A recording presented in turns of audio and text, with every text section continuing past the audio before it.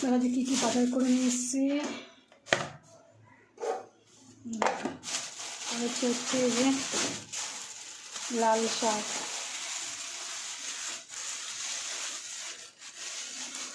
এই হচ্ছে লাল শাক, আর নিয়ে এসেছি হচ্ছে ঘাটি কচু।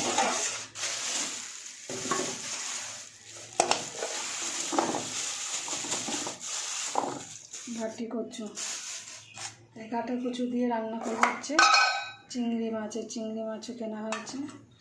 চিংড়ি মাছ দিয়ে ঘাটি কচু দিয়ে রান্না করবো। আর কিনে নিয়ে এসেছি, দেখো এটা কী কিনেছি।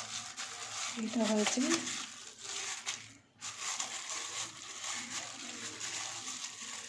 মাছের ডিম কিনেছি, দেখো